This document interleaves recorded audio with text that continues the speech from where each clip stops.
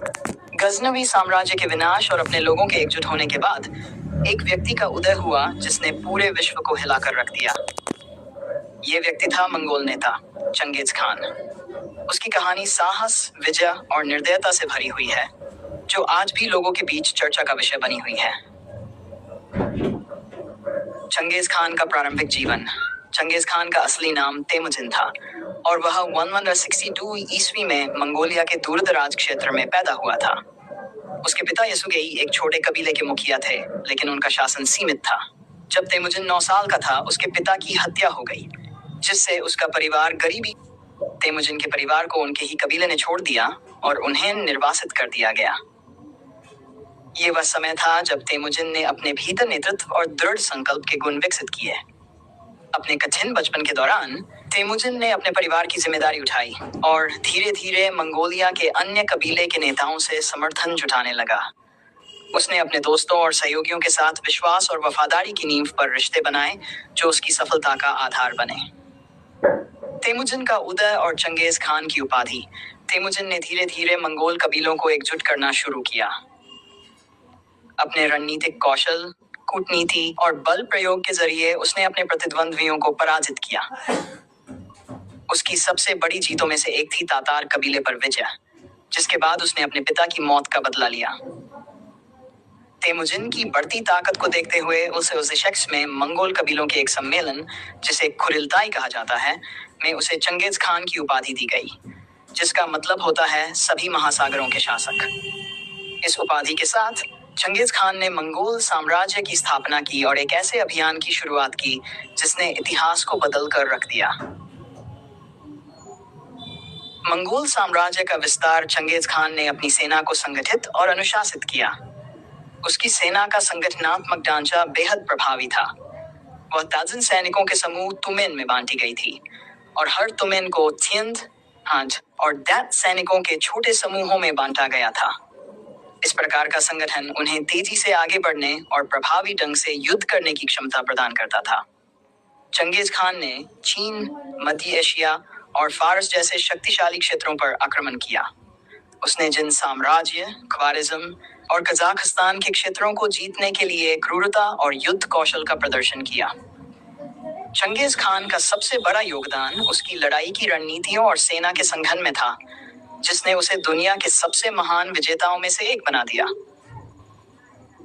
चीन पर आक्रमण। चंगेज खान का पहला बड़ा लक्ष्य चीन था। चीन का जिन साम्राज्य मंगोलों के उत्तर में स्थित था और दोनों के बीच लंबे समय से दुश्मनी थी। 1211 में चंगेज खान ने जिन साम्राज्य पर आक्रमण किया। मंगोल सेना की तेज गति, लचीला संगठन और उन्नत रणनीतियों ने चीनियों को चौंका दिया। जिन साम्राज्य के विशाल किले मंगोलों के लिए बाधा नहीं बन सके, क्योंकि मंगोलों ने तेजी से किलेबंदी पर काबू पाया और चीन के प्रमुख शहरों पर कब्जा जमा लिया। चंगेज खान की सेना ने अपनी क्रूरता का परिचय देते हुए लाखों चीनी नागरिकों को मार डाला और पूरे क्षेत्र में दहशत फैला दी। चीनी सेनाओं की हार के बाद चंगेज खान ने अपने अधीनस्थों को स्थानीय शासन सौंपा, लेकिन कर वसूली और शासन की बागडोर अपने हाथ में रखी। ख्वारिज्म साम्राज्य पर विजय। चंगेज खान का अगला बड़ा अभियान ख्वारिज्म साम्राज्य के खिलाफ था, जो आज के ईरान, तुर्कमेनिस्तान, उज्बेकिस्तान और कजाकिस्तान के क्षेत्र में फैला हुआ था। ख्वारिज्म के शाह अलाउद्दीन मोहम्मद ने पहले मंगोलों के साथ व्यापारिक संबंध स्थापित किए थे, लेकिन बाद में दोनों के बीच विवाद हो गया।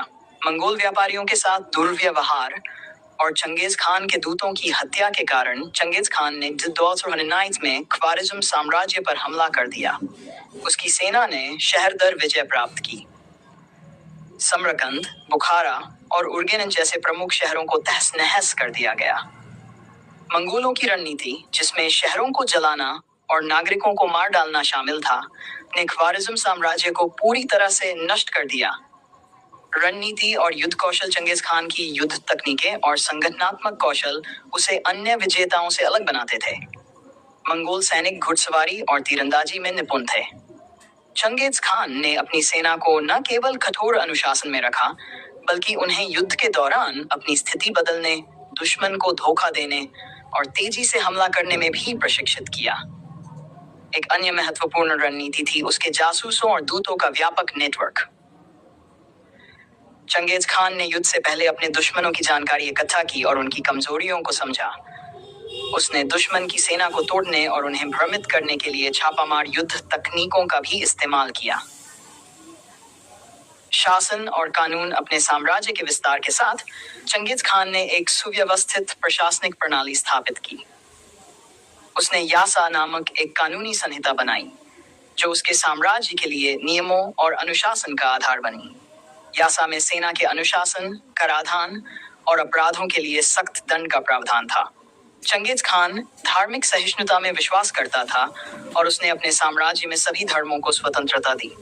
उसने व्यापार और कूटनीति को भी बढ़ावा दिया, जिससे उसके साम्राज्य के विभिन्न हिस्सों के बीच सांस्कृतिक और व्यापारिक संबंध मजबूत हुए। चंगेज खान की मृत्यु और विरासत 1207 में चंगेज खान की मृत्यु हो गई, लेकिन उसकी मृत्यु के बाद भी मंगोल साम्राज्य का विस्तार जारी रहा। उसके बेटों और पोतों ने उसकी विजय यात्राओं को जारी रखा और मंगोल साम्राज्य दुनिया का सबसे बड़ा साम्राज्य बन गया। चंगेज खान की विरासत आज भी विवादास्पद है। उसे एक और निर्दयी विजेता के रूप में देखा जाता है जिसने लाखों लोगों का संहार किया, तो दूसरी ओर उसे एक कुशल नेता और संगठनकर्ता के रूप में भी याद किया जाता है जिसने मंगोलों को एकजुट किया और दुनिया के नक्शे को बदल दिया। निष्कर्ष: चंगेज खान की कहानी एक ऐसे व्यक्ति की है जिसने विपरीत परिस्थितियों में भी अपने दृढ़ संकल्प, नेतृत्व कौशल और युद्ध कौशल से दुनिया को हिला कर रख दिया। उसके जीवन की गाथा संघर्ष, विजय और शक्ति की कहानी है जो आज भी लोगों के लिए प्रेरणा का स्रोत है।